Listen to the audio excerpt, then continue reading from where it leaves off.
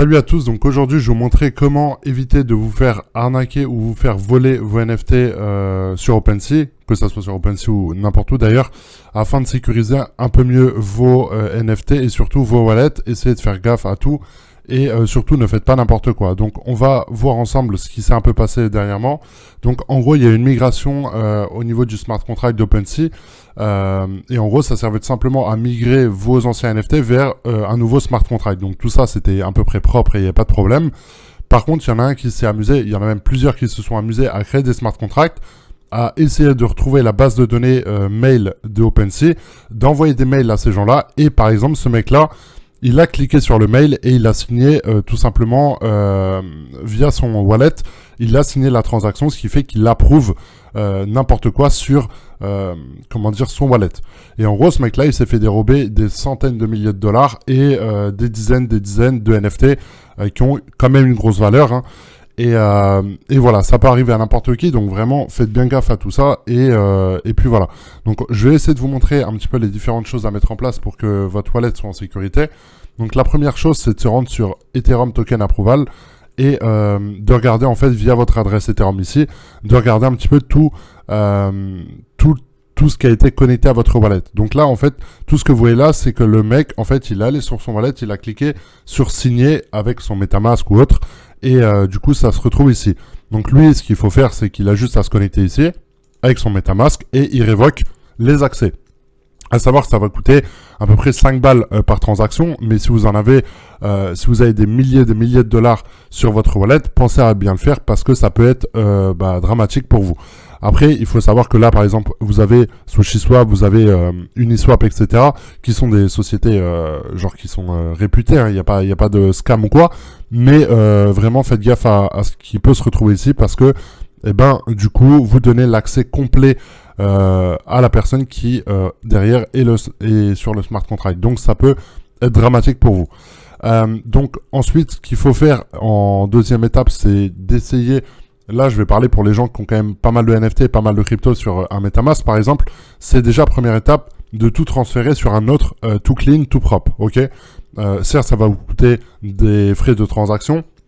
Mais encore une fois, là, je suis en train de parler aux gens qui ont, je sais pas, si vous avez 50 000, 100 000 dollars sur un MetaMask, faites-le parce que ça peut être vraiment, comme je l'ai dit, dramatique pour vous. Donc, il vous suffit simplement de vous rendre sur votre MetaMask. Ensuite, vous allez sur, par exemple, vous allez vous déconnecter. Là, je vais me déconnecter du moins.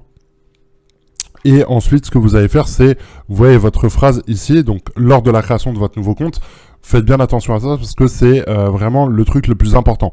Il y en a plein qui pensent que via l'adresse Ethereum, il peut se passer des trucs, c'est impossible en soi. Donc l'adresse Ethereum que vous voyez par exemple ici, ça, vous ne pouvez pas faire grand-chose en soi, si ce n'est à part envoyer de la crypto à ce mec-là ou des NFT. Mais c'est vraiment les phrases de récupération qui sont ultra importantes. Donc ne les notez pas sur un bloc-notes, ne les notez pas ne prenez pas de capture d'écran ou d'image, etc. Ça peut paraître con, mais vraiment, ça peut partir très très vite. N'importe qui a accès à ces phrases-là, il rentre un nouveau mot de passe et c'est terminé. Il a accès à votre compte et ensuite, il peut voir directement via Etherscan toutes les cryptos que vous possédez, etc. Donc, moi, je vous recommande de faire ça. Comme ça, vous avez votre wallet numéro 1 sur lequel vous faites un peu n'importe quoi. Par exemple, je sais pas, il y a un nouveau projet qui sort. Vous allez déposer, je sais pas, 1000, 2000 dollars dessus. Vous allez mint ce NFT-là et vous allez le transférer sur votre, wallet sécurisé. Le mieux, c'est d'avoir un ledger et de le connecter à votre deuxième wallet, celui qui est, pour le coup, votre coffre-fort, on va dire. Donc ça, c'est ultra important. Faites-le bien et puis voilà. Parce que en gros, là, je vais vous montrer du coup ce qui s'est passé. Là, vous le voyez sur la blockchain, tout est traçable. Donc, vous pouvez voir que ce mec-là, il a perdu il y a 1 jour et 8 heures. Il a perdu tous ses NFT, enfin la plupart.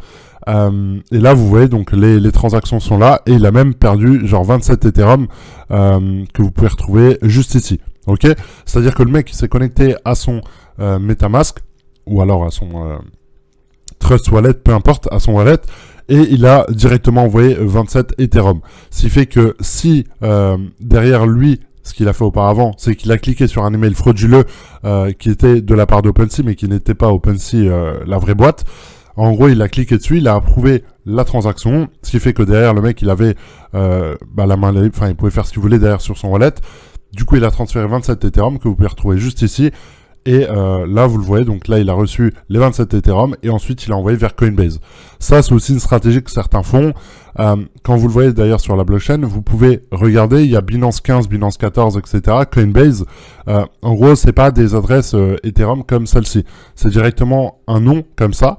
Donc, en gros, là, il est plus trop traçable en soi, même si derrière Coinbase, ils ont accès à toute la base de données. Donc, en soi, moi, je trouve que c'est un peu con ce qu'il a fait.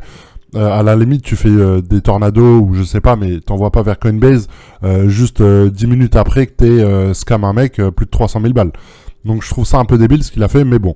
En tout cas, il l'a fait. Tant mieux pour lui, c'est cool. Mais vous le voyez ici, donc Coinbase et Binance, etc. ont plusieurs adresses Ethereum qui sont liées, on va dire, à un groupe d'adresses qui derrière ne sont plus trop traçables. C'est-à-dire que là, si vous cliquez sur Coinbase, vous allez avoir accès à plein de transactions et d'ailleurs un portefeuille qui est énorme. Là, il y a 26 millions de dollars et là, il y en a 28 ici, par exemple 7 millions en Chainlink, etc. Et vous le voyez, donc toutes les secondes, il y a des transactions, etc. qui sont envoyées ou reçues de la part de gens comme vous et moi qui sommes connectés à Coinbase. Et puis voilà, donc en gros, ça peut vraiment aller très très vite, donc faites bien attention à tout ça. Le plus important, en gros, c'est de surtout vos phrases de récupération qui sont juste là, de vraiment faire gaffe à ça et de ne les partager nulle part. Votre adresse Ethereum, elle risque rien. L'adresse qu'il y a ici, ça risque rien du tout, donc vous pouvez la mettre un peu à droite à gauche. Là, par exemple, vous pouvez la rentrer là, vous n'allez pas vous faire scam. Ne soyez pas non plus dans une paranoïa.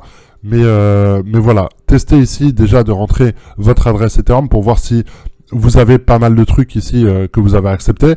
Essayez de les désapprouver si vous avez quand même pas mal d'argent sur votre wallet. Ensuite, créez-vous un autre MetaMask, transférez tous vos fonds et vos NFT dessus. Sécurisez-le via un Ledger. Un Ledger, c'est en gros une clé USB qui, si elle n'est pas avec vous et que vous approuvez pas la transaction avec votre Ledger, la transaction ne part pas. En gros, c'est à peu près ça. Donc ça vous permet d'avoir une vérification en plus. Après, vous pouvez ajouter des multisignatures sur votre wallet, c'est-à-dire que si vous faites une transaction de, par exemple, un Ethereum vers un wallet, peu importe lequel, vous allez être obligé de signer 2 fois, donc avec 2 wallets différents, ce qui fait que, admettons, demain, un mec vous braque dans la rue, il vous demande 100 000 $ en crypto, et que vous avez accès qu'à un seul wallet, et du coup, vous pouvez faire qu'une seule signature sur les 2 ou 3, et en gros, le mec, il est baisé. Alors certes, vous pouvez mourir, mais vous avez compris un peu le principe. Tout ça, essayez de vous informer beaucoup là-dessus parce que les NFT, c'est un petit peu en vogue et il y en a beaucoup qui sont de l'argent dessus, mais il y en a beaucoup qui perdent énormément d'argent, déjà en faisant des mauvais trades, mais en plus de ça, en se faisant un peu arnaquer ou alors en ne prenant pas conscience que là, votre argent, elle est à vous. C'est très bien de vouloir échapper aux banques, etc. Mais en attendant, les banques, votre argent, elle peut pas non plus disparaître comme ça du jour au lendemain. Du moins, il y a moins de chances que sur un wallet MetaMask.